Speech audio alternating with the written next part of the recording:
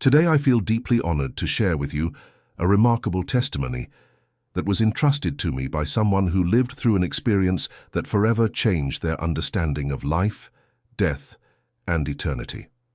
This person has graciously given me permission to share their story with all of you, with one important condition: that I carefully change the names and locations throughout this account to protect their privacy and the privacy of everyone involved. I want to be crystal clear with you about something. While I have altered these personal identifying details, every single spiritual element of what happened remains exactly, precisely as it occurred. Every encounter with divine beings, every message received, every revelation experienced, all of it is preserved with complete fidelity to the truth. Nothing spiritual has been changed or embellished in any way. The reason for sharing this powerful testimony is to draw you closer to the spiritual reality that surrounds us constantly, to strengthen your faith in God's presence and love, and to help you understand that what we call death is not an ending, but simply a doorway to something far more glorious than we can comprehend with our limited human minds. My sincere prayer is that this story will touch your heart deeply, strengthen your faith, and bring you genuine peace about the eternal nature of our souls. May it remind you that love never dies, and that we are all eternal spiritual beings having a temporary human experience. Christopher Vaughn had dedicated 26 years of his life to serving the communities of Eastern Tennessee as a firefighter and advanced life support paramedic. In 1994, he was assigned to Fire Station 14, which served the Knoxville metropolitan region, and he took his responsibilities with utmost seriousness. Christopher wasn't someone who simply collected a paycheck and went through the motions. He genuinely cared about every person he encountered during emergency calls, treating each patient with dignity, compassion, and respect as if they were his own family member. He would often visit patients in the hospital days after transporting them, just to check on their recovery. He remembered names, faces, personal stories. His colleagues respected him immensely for his dedication and his kind heart. Beyond his professional identity, Christopher was passionate about physical fitness and endurance sports. He had completed dozens of marathons and half-marathons throughout the southeastern United States, and had even finished 2 full Ironman triathlon competitions. His body was in exceptional condition, his cardiovascular system functioning at peak efficiency. But all of his physical strength, all of his years of medical training, all of his experience responding to thousands of emergencies couldn't prepare him for what was about to unfold that winter. A devastating influenza epidemic had swept across Tennessee and the surrounding states that season, hitting the Knoxville area with particular severity. Hospitals throughout the region were completely overwhelmed and operating far beyond their intended capacity. Emergency departments were packed with suffering patients, many of them experiencing dangerous complications from the flu. Medical staff were working around the clock, pulling double shifts, doing everything humanly possible to manage the overwhelming patient volume. Christopher and his crew at Station 14 were running emergency calls non-stop, barely having time to eat or rest between responses. Every shift felt like an endurance test. Every ambulance run brought them face to face with another person, struggling desperately to breathe. Another terrified family watching helplessly as their loved one fought for life. The entire regional emergency response system was strained to its absolute breaking point, and there seemed to be no relief in sight.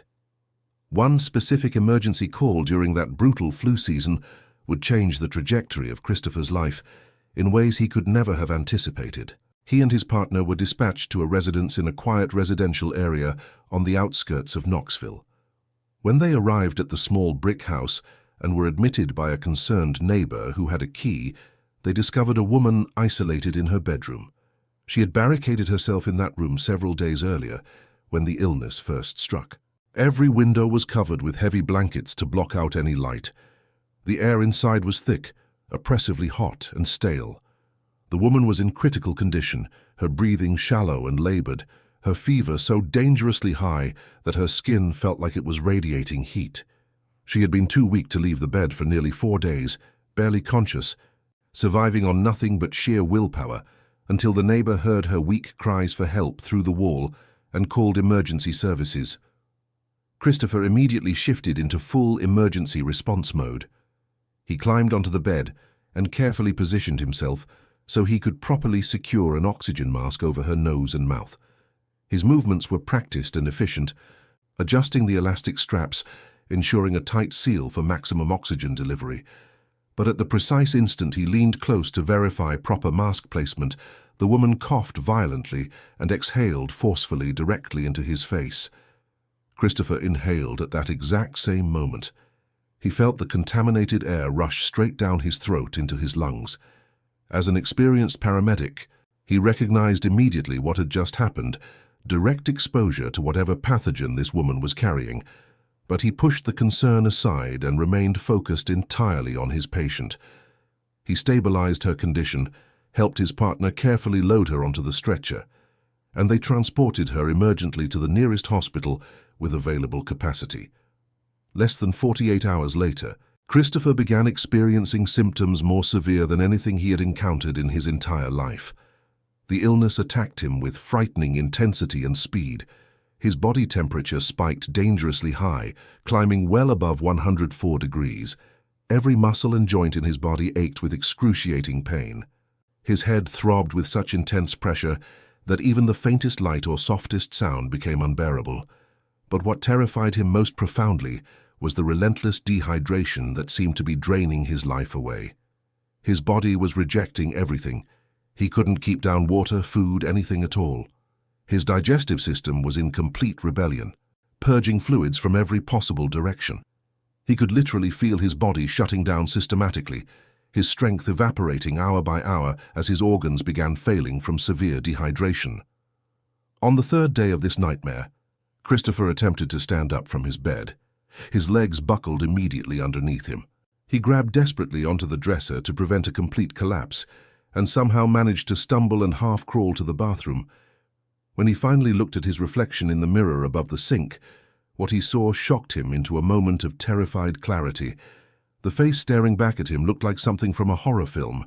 His face had become skeletal, the skin stretched so tightly over his skull that every bone was clearly visible. His eyes had receded deep into dark, sunken hollows. His skin had taken on a grayish-yellow pallor that looked like death incarnate. He looked exactly like a walking corpse. Christopher's extensive medical training automatically kicked in. He reached down with trembling hands to check his radial pulse at his wrist, a basic vital sign assessment he had performed thousands upon thousands of times on patients throughout his long career. He pressed his fingers firmly against the inside of his wrist, searching desperately for that familiar rhythmic beating. Nothing. He couldn't detect anything at all. He pressed harder, moved his fingers to slightly different positions, tried his other wrist with equal determination. Still nothing. He couldn't find a pulse anywhere. His medical knowledge immediately told him exactly what this meant. His blood pressure had dropped critically low, almost certainly below 70 millimeters of mercury, possibly much lower. His heart was beating frantically, racing at what felt like 160 beats per minute, but his blood pressure was so dangerously, critically low that the peripheral pulse in his wrists had completely vanished. Christopher somehow summoned enough strength to get back to the bedroom. He called out weakly, desperately to his family. His sister-in-law, a registered nurse who had been staying with them that week to help care for the children, heard his voice and came running immediately. She took one look at Christopher's condition, and her face went pale with recognition and fear. She grabbed the telephone without hesitation and dialed 911. Within 8 minutes, a Knoxville Fire Department rescue unit arrived at the house, colleagues and close friends who had worked side by side with Christopher for many years. When they saw the critical condition he was in, several of them had visible tears in their eyes. They immediately established 2 large-bore intravenous lines in his arms and began running lactated Ringer's solution wide open, trying desperately to replace some of his catastrophic fluid loss. They loaded him carefully onto their ambulance and transported him code 3, full lights and sirens, maximum priority, to the Regional Medical Center in downtown Knoxville, approximately 30 minutes away, which had the advanced resources and specialized staffing necessary to handle critical cases during the ongoing epidemic. When Christopher arrived at the medical center's emergency department, the scene was one of controlled chaos. The large waiting room was completely full of patients, many of them clearly gravely ill. Every single treatment room and bay was occupied. Gurneys lined the hallways wall to wall with patients waiting desperately to be evaluated. Medical personnel were literally sprinting from room to room, their faces showing the profound exhaustion and stress from working impossibly long hours day after day after day, trying to manage the completely overwhelming patient volume. Christopher was wheeled rapidly into a treatment bay, where an emergency medicine physician, who appeared to have been working for days without adequate rest, was attempting frantically to manage what seemed like an utterly impossible situation. The physician had essentially implemented a standardized treatment algorithm for all influenza patients coming through his emergency department. The approach was straightforward and practical, given the desperate circumstances. Administer appropriate pain medication, typically a morphine-based analgesic compound, combined with effective anti-nausea medication to help patients tolerate oral rehydration. The doctor was moving rapidly from patient to patient to patient, barely taking time to review individual charts anymore. He was simply trying to keep as many people alive as possible and provide some measure of relief from their terrible suffering while the epidemic ran its devastating course through the community. Christopher remained in that treatment bay for approximately 50 minutes. The intravenous fluids gradually began to take some effect. 4 bags of lactated Ringer's solution flowed into his severely, dangerously dehydrated system, and he started to feel marginally slightly more human and coherent. His heart rate began to decrease somewhat from its frantic pace. The severe confusion clouding his mind started to clear just a little bit. He managed with considerable effort to sit upright on the gurney and told his wife, who had followed the ambulance to the hospital in the family car, that he thought he might possibly be stable enough now to continue recovery at home. They could manage oral rehydration there, he reasoned somewhat hopefully, and he would certainly feel better and more comfortable recovering in his own familiar bed. But the nurse who came to check his vital signs explained patiently but firmly that hospital protocol during the epidemic crisis was absolutely clear and non-negotiable. Every single patient presenting with this particular constellation of symptoms received the standardized medication regimen before discharge. Absolutely no exceptions were being made for anyone. The emergency department was following strict evidence-based guidelines to ensure consistency and quality of care across all patients. Christopher, who had always deeply respected medical authority and understood the critical importance of following established protocols, simply nodded his acceptance and agreement. He trusted the medical system completely.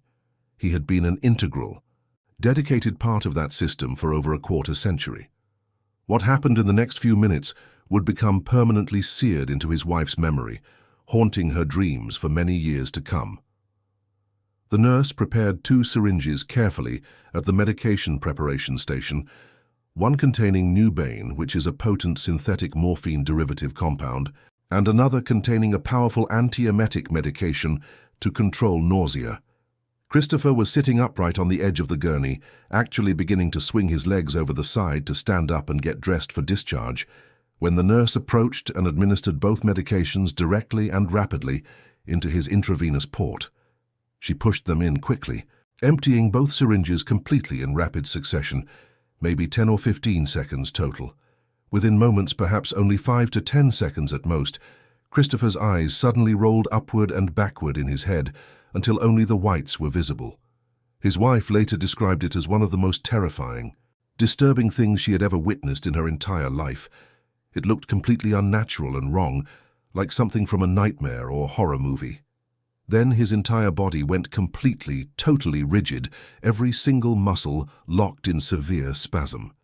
He toppled straight backward onto the gurney like a falling tree, hitting it hard, completely unconscious before his head even made contact with the thin institutional pillow. Immediately, instantly, the treatment bay exploded with urgent activity. A code was called loudly overhead through the hospital announcement system. Medical personnel came running and converging from every direction imaginable. Doctors, nurses, respiratory therapists, pharmacists all swarmed around Christopher's gurney in organized chaos. They immediately recognized what was happening. Christopher was experiencing a severe, life-threatening adverse reaction to the administered medications, essentially an iatrogenic overdose causing profound respiratory depression and catastrophic cardiovascular collapse. Someone grabbed Narcan from the nearby crash cart and administered it rapidly intravenously. Narcan is the emergency reversal agent specifically for opiate overdoses. It functions by immediately blocking opiate receptors throughout the entire body and rapidly reversing their dangerous effects. They gave Christopher one full dose intravenously, then quickly, urgently followed with a second dose within 60 seconds. Additional intravenous access was rapidly established with larger bore catheters. The gurney was immediately tilted into steep Trendelenburg position, head down, feet elevated, to attempt to maximize available blood flow to his brain and other absolutely vital organs. But despite all of these aggressive, appropriate interventions performed by highly skilled medical professionals, Christopher's condition continued to deteriorate rapidly and alarmingly. His blood pressure had plummeted catastrophically to 38/0. Essentially, his heart was still technically, mechanically beating, but it wasn't generating anywhere near sufficient pressure to adequately perfuse his organs and tissues with desperately needed oxygenated blood. The trauma team made an immediate decision to transfer him urgently to the intensive care unit on the 4th floor. They worked on him throughout the entire long night, continuously adjusting medications, monitoring his vital signs minute by minute, doing absolutely everything medically possible and appropriate to keep him alive. When morning finally arrived and the ICU attending physician made his early rounds, he sat down with Christopher's wife in a small private consultation room to explain in careful detail what had happened from a physiological and medical standpoint. The morphine-based medication Christopher received caused something called systemic vasodilation throughout his entire circulatory system, the doctor explained carefully and patiently. He tried to explain it in terms that she could understand and comprehend. Imagine your blood vessels, your arteries, veins, and capillaries as an incredibly complex network of tubes and pipes filled with fluid, he said slowly. Under normal, healthy conditions, those tubes maintain a certain specific diameter, and there's sufficient blood volume inside them to completely fill that space and create the pressure that's absolutely necessary for proper circulation throughout your entire body.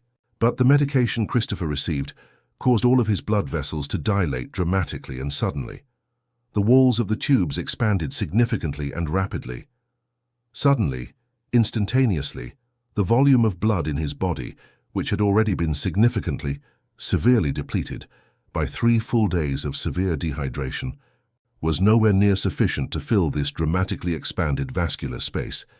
His blood pressure collapsed catastrophically, and his entire body began shutting down systemically.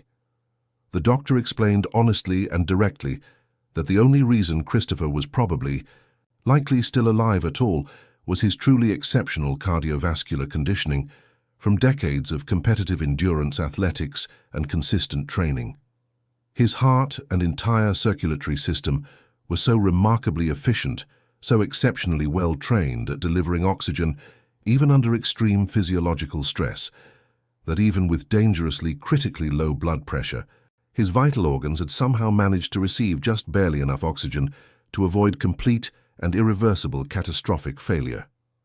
Christopher never regained consciousness in any conventional medical sense during that long, dark night in the intensive care unit. His physical body lay completely motionless on that hospital bed, surrounded by constantly beeping monitors and quietly humming life support machines. But sometime between 1 and 2:30 o'clock in the morning, when his physical form was hovering on the very edge between life and death, something absolutely extraordinary and miraculous happened. Christopher left his body. The experience began with a sensation that he would spend literally the rest of his entire life trying to find adequate words to properly describe. It felt as if he had been imprisoned, trapped inside a cramped, hot, suffocating cell or box for as long as he could possibly remember. And suddenly, instantly, miraculously, the walls simply dissolved and vanished completely. He was released into boundless, limitless, infinite space. The relief was so overwhelming, so complete and absolute and total, that it brought him to a state of ecstatic, rapturous joy, far beyond anything he had ever experienced or imagined possible during his physical life. He found himself floating peacefully in a vast infinite expanse filled with massive, luminous spheres of different brilliant, beautiful colors. These weren't stars as we see them twinkling in the night sky.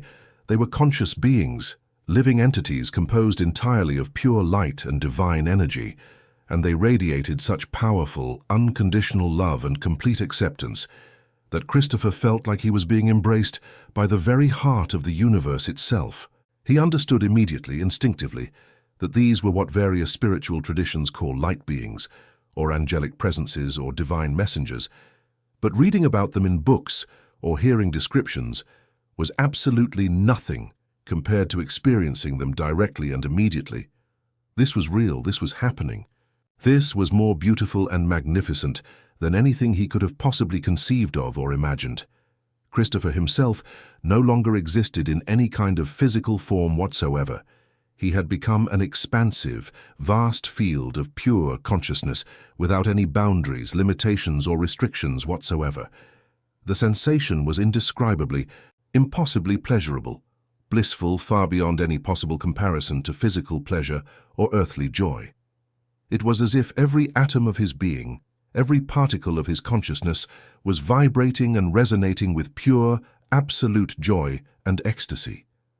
If he had to try to describe it using physical analogies and comparisons, he said it felt like warm, golden, liquid light was being poured directly into the very core of his consciousness and then radiating outward powerfully through every single aspect of his existence, bringing absolutely everything alive with rapture and ecstasy.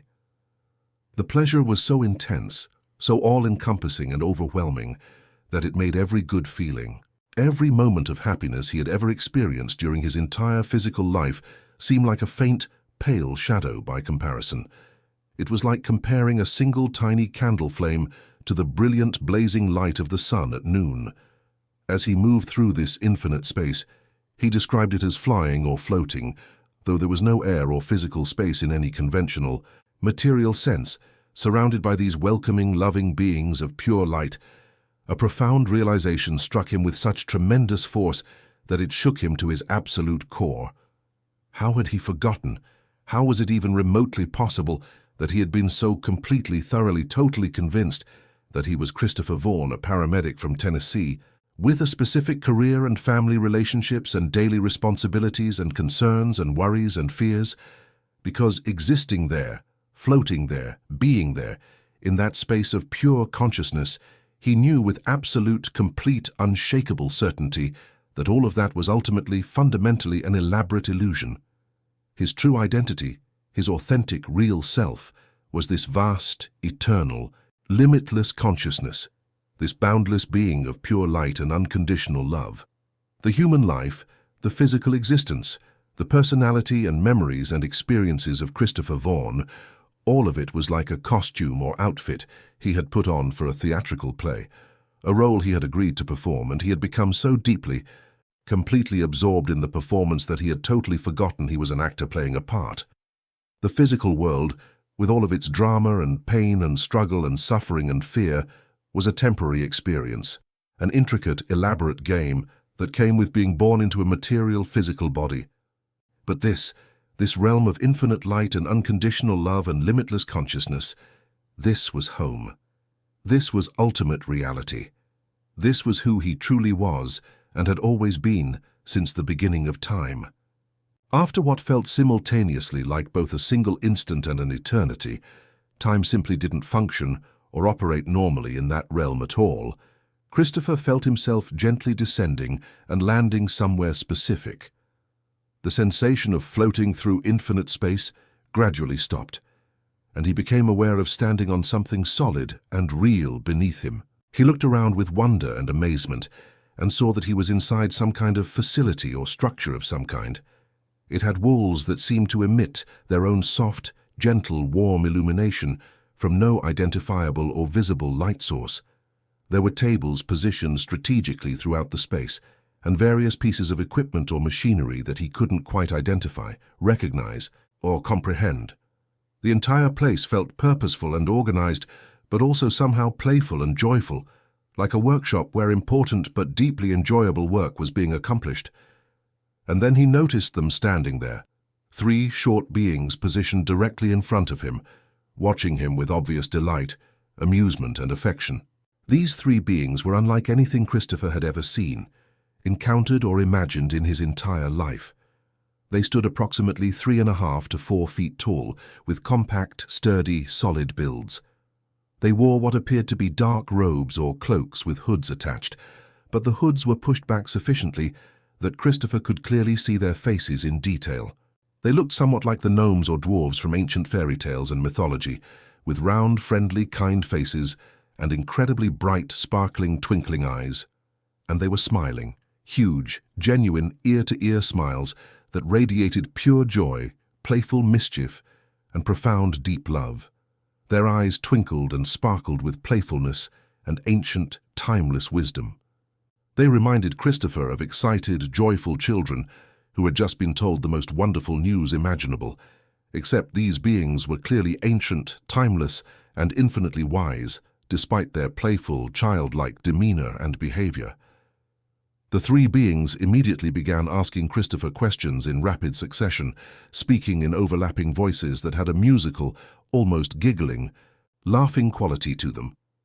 "How was your journey down there?" one asked with obvious enthusiasm and excitement. "Tell us absolutely everything you experienced," another exclaimed eagerly, bouncing slightly with anticipation. "What did you discover? What did you learn? What was it like?" The third one added enthusiastically, practically vibrating with excitement. They were exactly like dear, beloved friends welcoming someone home after a long extended trip abroad, eager and excited to hear all about the adventure and experiences. Christopher stood there feeling somewhat disoriented, confused and overwhelmed. He had a strange, odd sense that he should recognize and know these beings, that they were somehow familiar to him on some profound, deep level, but his memory felt foggy, clouded and unclear. He tried to gather his scattered thoughts so he could respond appropriately to their enthusiastic, eager questions. Then one of the three turned to his two companions, gestured toward Christopher with an amused, playful expression on his friendly face, and said something that made all three of them burst into absolutely delighted, infectious, joyful laughter. "Look at him, he doesn't remember us at all, not even a little bit," the being announced cheerfully, and they all found this absolutely hilarious and amusing. They laughed and nudged each other affectionately, clearly finding tremendous humor, joy, and delight in the situation. Christopher wanted to protest immediately, wanted to explain that he did feel some sense of recognition and familiarity, that there was something he couldn't quite place about them, even if he couldn't remember specifics. But before he could form and speak the words, his attention was suddenly drawn to another presence approaching from somewhere deeper within the structure. This new being was completely and utterly different from the three hooded figures in every possible way. He was extraordinarily, impossibly tall, perhaps 9 or 10 feet if you attempted to measure him, and impossibly incredibly slender, with a form that appeared to be composed entirely of luminous mist or vapor rather than any kind of solid physical matter. He reminded Christopher of a stretched, elongated version of those flexible clay animation characters, or perhaps like an impossibly tall, thin willow tree swaying gently, except his entire body seemed to be made of swirling, glowing, luminous fog or mist. When this being moved and walked, it was absolutely mesmerizing and hypnotic to watch. Different parts of his form would drift apart gracefully, and then flow smoothly, beautifully back together, like watching someone move underwater, where gentle currents catch their clothing and hair and create beautiful, fluid, graceful patterns. Despite his unusual and completely otherworldly appearance, he had a distinct, clear face, and that face wore the most beautiful, warm, radiant, loving smile Christopher had ever witnessed in his entire existence. His eyes were absolutely extraordinary, luminous and filled with such profound, overwhelming, infinite love that Christopher could barely stand to look directly into them for more than a brief moment without feeling completely overwhelmed. This tall, misty being appeared to be overseeing or supervising the operation, though overseeing or supervising don't quite capture the right feeling. Dynamic or relationship. There was absolutely no sense of rigid hierarchy or authoritarian control or command structure. Everything felt collaborative, cooperative, and joyful, like everyone was participating together equally in something wonderful, meaningful, and important. When the tall being came close to Christopher, something powerful, overwhelming, and profound happened. Christopher felt his chest cavity expand dramatically, as if his heart was suddenly growing far too large for his physical body. At the exact same moment, his throat constricted and tightened severely. A massive, powerful wave of overwhelming emotion crashed over him like a tsunami. He felt like he was about to break down into completely uncontrollable weeping and sobbing, not from sadness or grief or pain of any kind, but from the sheer, overwhelming, almost unbearable intensity of the pure, unconditional love radiating and emanating from this being. It was love so complete, so unconditional, so infinite and boundless and limitless that Christopher felt like he might simply dissolve completely into it. It felt like standing directly in the immediate presence of divine love itself, being bathed in it, immersed in it, surrounded completely by it. The atmosphere and environment in this space was surprisingly informal, casual, and unstructured. The three little hooded beings kept giggling amongst themselves, occasionally whispering to each other conspiratorially, and then bursting into more cheerful, delighted laughter. The tall, misty being just stood there calmly radiating that absolutely overwhelming, infinite love, smiling gently, warmly, and occasionally chuckling softly at something only he seemed to perceive or understand. After several long moments of this, Christopher decided he needed to take some initiative and move things forward somehow. He looked up at the tall being and said, "Well, I'm obviously, clearly not going back there to that other place. So should we proceed with whatever comes next in this process? I've read about life reviews in books. Is that what we're going to do now?" He had encountered numerous accounts of life reviews in near-death experience literature and testimonies. The concept that you witness your entire life played back in vivid, complete detail and experience the full consequences and impacts of all your choices and actions from every possible perspective. The tall being's response caught Christopher completely off guard and surprised him thoroughly. The being threw his head back gracefully and released a deep, rich, joyful laugh that seemed to resonate and vibrate through Christopher's entire being. It was the kind of laugh that was so genuine, warm, and full of pure joy that it made you want to laugh along joyfully, even if you didn't understand what was funny or amusing. When the laughter subsided gradually, the being looked down at Christopher with those impossibly loving, compassionate, understanding eyes and said warmly, gently, "Sure, absolutely. Let's do that if you'd like. Where would you like to start? What would you like to talk about or discuss?" The complete casualness, informality, and friendliness of it stunned and surprised Christopher thoroughly. This didn't match any of the structured, formal, serious, systematic life review processes he had read about in books, articles, and testimonies. Wasn't there supposed to be some kind of organized evaluation, some systematic accounting and judgment of one's actions? But the being's demeanor was so relaxed, so friendly, welcoming, and non-judgmental that Christopher simply decided to go along with it and see what happened next. He began sharing some memories and stories from his physical life, but nothing particularly dramatic, weighty, or significant emerged from his consciousness. There were no terrible regrets weighing heavily on his soul, no major sins requiring judgment or redemption or forgiveness or atonement. He mentioned one thing that came to his mind. Several years back, probably 5 or 6, there had been an opportunity for him to take a position as a wilderness ranger in the Great Smoky Mountains National Park. His wife had been really excited and enthusiastic about the possibility and opportunity. They would have spent an entire summer season living in a remote ranger station, surrounded by pristine wilderness and natural beauty, away from the constant stress, trauma, and pressure of emergency response work. But Christopher had declined the position, choosing instead to remain with the fire department, where he felt he could continue making a real, tangible difference in people's lives during their most desperate, frightening moments. Looking back now from this perspective, from this vantage point, he found himself wishing he had accepted that ranger position.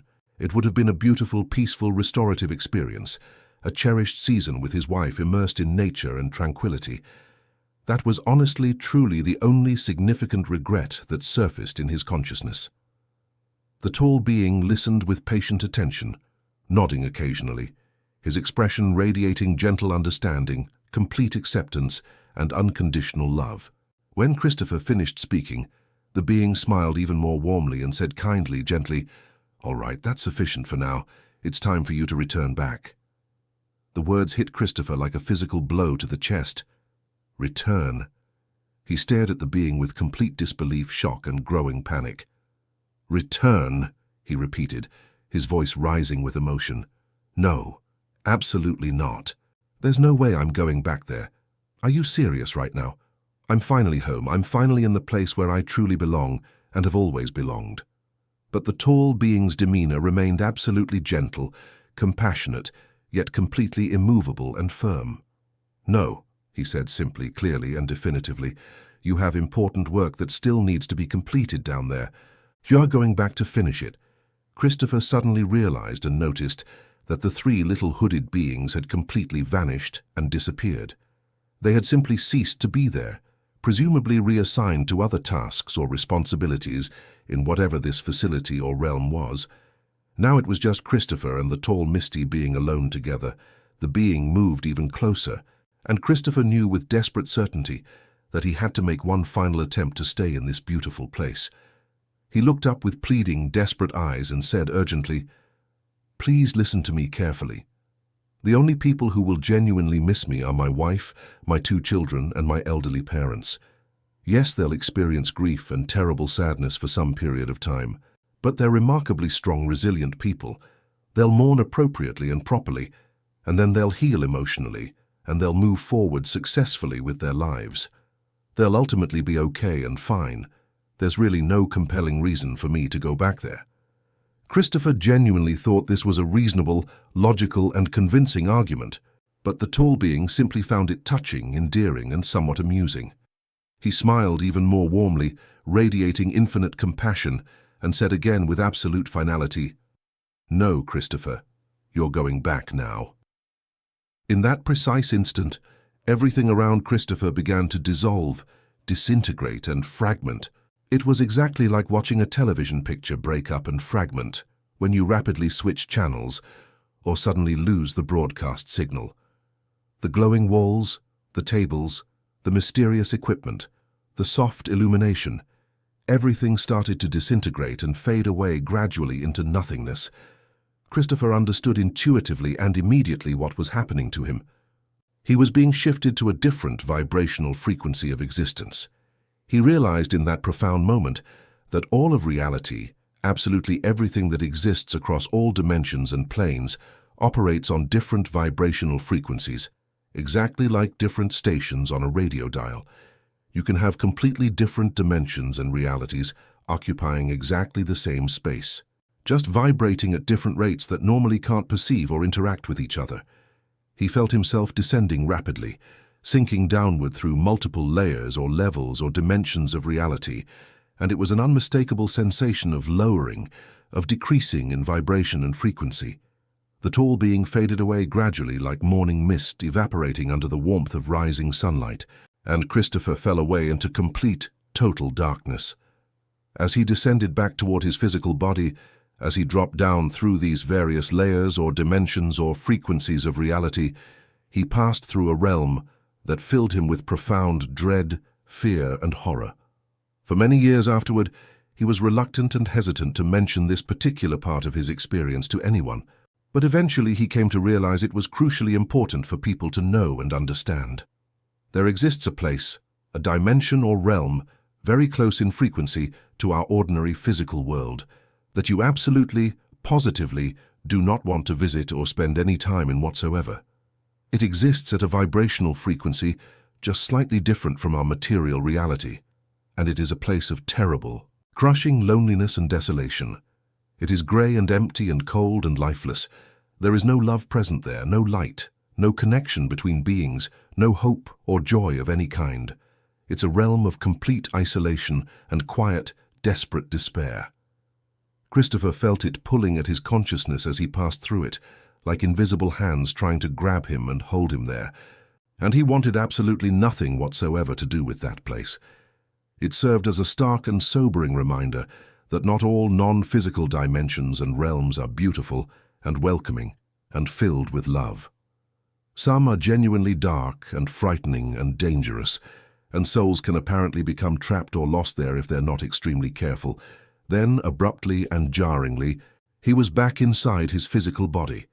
The sensation was deeply uncomfortable, almost claustrophobic, like being forcibly stuffed back into a container or prison that was far too small and confining for what he had become. He remained medically unconscious for several more hours. When he finally began the gradual process of waking up, it happened very slowly, in distinct stages. His first glimmer of awareness was of mechanical beeping and humming sounds, medical monitoring equipment operating constantly around him. He managed to force his eyes open just slightly, just a tiny crack, and saw machines and monitors all around him, with tubes and wires connected to various parts of his body. He focused his blurry attention on one particular monitor that was displaying his blood pressure reading. It showed 44/0. He stared at those numbers for several long moments, trying to process what they meant, then slipped back down into unconsciousness. Some indeterminate time later, he woke again briefly. The blood pressure reading had improved somewhat. It now displayed 66/36. He felt a small flicker of hope and relief before darkness claimed him once more. This pattern repeated itself multiple times over the next several hours, brief moments of partial awareness where he would check the monitor and see the numbers slowly, gradually climbing upward into the 70s and then the low 80s, followed by periods of unconsciousness. Finally, during one of his conscious periods, a nurse entered the ICU room and saw his eyes open and focused. "Oh, thank God, you're awake," she exclaimed, her voice filled with genuine surprise and profound relief. Christopher looked at her with confused eyes and said weakly, "I need to talk to you. I need to understand something important." The nurse immediately shook her head. "First, I need to notify the attending physician right away," she explained quickly. "You've been unconscious for many, many hours. We honestly weren't at all certain you were going to survive this. The doctor absolutely needs to know immediately that you're alert and responsive." But Christopher reached out with trembling fingers and gently touched her arm. "Please, just for one moment," he said, his voice barely above a whisper. "I desperately need to understand something. Why am I back here in this body, in this hospital room? I was somewhere else entirely. I was home with beings I've known since the very beginning of time. How did I end up back here in this place?" The nurse paused, pulled up a chair and sat down beside his bed. She had undoubtedly witnessed many extraordinary things during her long nursing career, but something about Christopher's earnest confusion and genuine distress touched her heart deeply. Christopher continued, his voice trembling with emotion that threatened to overwhelm him. "I genuinely thought I had died. I was absolutely, completely certain of it. I was in a place that was infinitely more real than this hospital room, more real than anything I've ever experienced during my entire physical life. And now I'm inexplicably back here in this broken body, and I honestly, truly don't understand why this happened." The nurse reached out and took his hand in both of hers, squeezing it gently but firmly. She looked directly into his eyes with deep compassion and understanding, and said softly, "Sweetheart, you came incredibly, unbelievably close to death, closer than most people ever come and live to tell about it. But somehow, against all odds, you pulled through and came back to us. Now you're here in the land of the living once again, and as hard as it might be, you're just going to have to make peace with that reality and focus on getting yourself healthy and strong again." Christopher genuinely appreciated her honesty and her compassionate kindness, but her words provided very little actual comfort to his grieving heart. Throughout the next 10 days of his hospital recovery period, he experienced a persistent, deep sadness that seemed to permeate absolutely everything. It wasn't the kind of severe clinical depression that requires psychiatric intervention and medication. He could still function adequately, could engage in conversations with visitors, could cooperate fully with the medical staff and physical therapists working with him. But underneath all of that normal functioning was a profound sense of loss and mourning that wouldn't go away. He grieved deeply for that other realm, that dimension of pure love and limitless joy and absolute freedom. He could feel the vivid memory already beginning to fade and blur, which only intensified his sadness and sense of loss. It was exactly like trying desperately to hold on to a beautiful dream immediately after waking up, feeling all the precious details slip away through your fingers, no matter how hard you try to grasp and retain them. He knew with certainty that eventually, perhaps soon, he might even begin to seriously question whether it had actually happened at all. Might start convincing himself it was just an elaborate hallucination caused by medication interactions and severe oxygen deprivation to his brain. But Christopher absolutely refused to allow the experience to be forgotten, dismissed, or relegated to the category of medical hallucination. So he made a conscious decision to start talking about it openly and honestly. He told absolutely everyone he encountered. He told his fellow firefighters and paramedics back at the station when he finally returned to work. He told friends, family members, neighbors, acquaintances, anyone who would listen for even a moment. He told them all essentially the same core message: you need to listen to me very carefully. Death is not something we should fear or dread. We have completely and totally misunderstood what it actually is. It's not an ending or a tragedy or something terrible. It's a beautiful transition to something infinitely better than this physical existence. It's like graduating to a much higher level of existence and consciousness. It happens instantaneously. It's more beautiful than words can possibly describe, and there is absolutely nothing at all to be afraid of. Over the months and years that followed his near-death experience, people who were struggling terribly with grief and devastating loss would actively seek Christopher out specifically. A colleague whose wife had died suddenly from a brain aneurysm, a neighbor whose teenage son had been killed in a tragic motorcycle accident, people who were absolutely drowning in overwhelming sorrow and couldn't begin to imagine how they would ever feel remotely whole or complete again. Christopher would sit patiently with each grieving person and share compassionately what he had learned through his extraordinary experience. You absolutely must understand something fundamental about the nature of reality and existence. Nobody actually truly dies in the way we think they do. That's the crucial truth that changes absolutely everything about how we understand loss and grief. When someone we love deeply passes away from this physical world, we haven't actually lost them in any ultimate sense. They've simply stepped out of their physical body, like removing a coat, and returned to their true home. They're still completely and entirely themselves, still carrying the exact same personality you loved, still holding all their precious memories, still filled with all their love for you. They're just existing in a different dimension now, vibrating at a different frequency that our physical eyes and ears can't detect. And they're so much closer to you than you realize or can imagine. They're literally right here beside you at this very moment. You simply can't perceive them with your limited physical senses, but they are absolutely present and aware. Christopher would patiently explain to these grieving people that when he left his physical body and traveled through those extraordinary spiritual realms, his fundamental core identity remained completely and perfectly intact. His essential personality, his characteristic sense of humor, his particular way of thinking and processing information, that internal narrative voice that constantly runs in your head, making observations and cracking jokes and asking questions, all of that was still fully present and functioning. The transition from physical to non-physical existence was absolutely seamless and flawless. He didn't transform into a different person or lose any essential aspect of himself.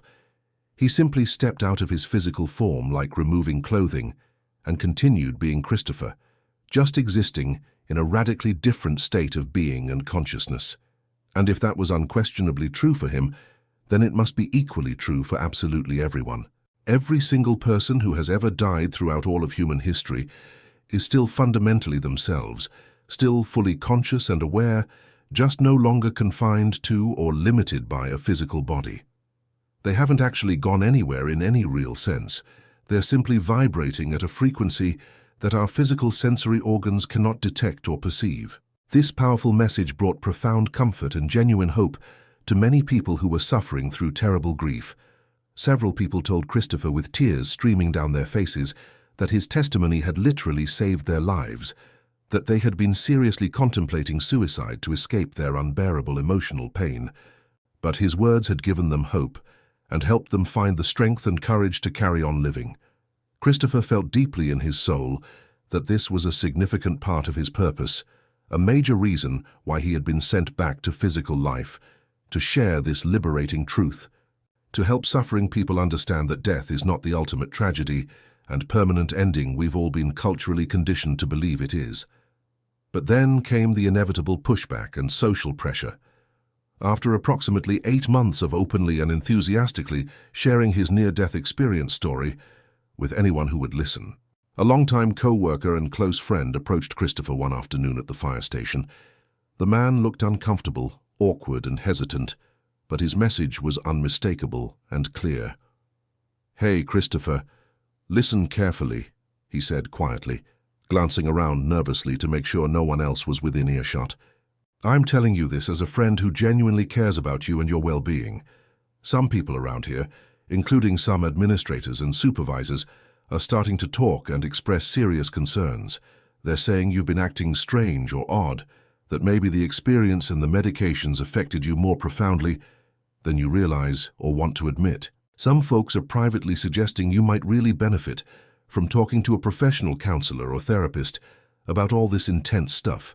I'm just saying, as your friend, you might want to be considerably more selective and careful about who you share this spiritual experience with going forward." The words cut Christopher deeply and painfully. Here he was, earnestly sharing what he genuinely, absolutely believed was the most important, hopeful, liberating truth that any human being could possibly hear. Actual proof that death is not the final end, that we don't permanently lose the people we love, that there's an indescribably beautiful existence waiting for every single one of us, and he was being told to shut up about it, to keep quiet, because it made people uncomfortable, or seemed crazy or mentally unstable. Christopher thought about similar situations throughout human history. He knew that people who had profound spiritual experiences or mystical encounters often faced severe ridicule, persecution, or worse when they tried to share what they had learned with others. He was facing a difficult choice with real consequences. Continue courageously speaking his truth and risk serious damage to his professional reputation and career, or stay silent and keep the transformative experience locked away inside himself where it couldn't help anyone. Reluctantly, painfully, with deep sadness, Christopher made the difficult decision to stop talking about his experience publicly. He closed his mouth, locked the memories away deep inside himself, and tried to act completely normal. For the next 16 long years, he barely mentioned his near-death experience to anyone outside his immediate family. He went back to his regular work routine, continued his dedicated career in emergency services, competed in his athletic events and competitions, and lived what appeared from the outside to be a completely normal, ordinary life. But the vivid memory of that extraordinary night in 1994 never truly left him or faded away. It was always there, just beneath the surface of his everyday consciousness, quietly waiting for its moment to re-emerge. Then in 2010, Christopher retired from active firefighting and emergency medical service. He was in his late 50s by that point, ready and eager to begin an entirely new chapter of his life journey. But almost immediately after he stopped working, as soon as he had abundant time to sit quietly in stillness and reflect deeply, without the constant demands and distractions of emergency calls and training exercises and shift work, the memory of his near-death experience came flooding back into his consciousness with overwhelming, undeniable force. It was as if the experience had been dormant, held carefully at bay by the relentless busyness and structure and demands of his working life, and now it was demanding his complete and total attention. Christopher became absolutely consumed with finding deeper answers and achieving greater understanding of what had actually happened to him during those extraordinary hours. He began an intensive, obsessive personal research project, reading absolutely everything he could possibly find about near-death experiences, consciousness studies, quantum physics, spirituality, mysticism, and ancient wisdom traditions from cultures all around the world. He discovered that many traditional societies throughout human history, the mystics, the shamans, the indigenous wisdom keepers, the contemplative monks, had preserved and transmitted profound knowledge about the fundamental nature of reality and consciousness that modern Western civilization had largely forgotten, systematically dismissed, or even actively suppressed and hidden.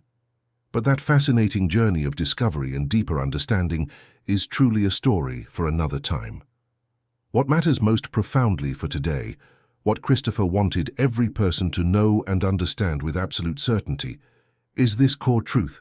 Death is absolutely not what we have been taught and conditioned to believe it is. It is not an ending, not a tragedy, not something to dread or fear with anxiety and terror. It is a transition, a homecoming, a return to our authentic nature as eternal beings of pure consciousness and unconditional love. The precious people we have loved and lost are not truly gone or annihilated or erased from existence. Our beloved pets and animal companions who have died have not ceased to exist. They are all still here, still present, living and thriving in frequencies and dimensions just slightly different from our ordinary physical reality.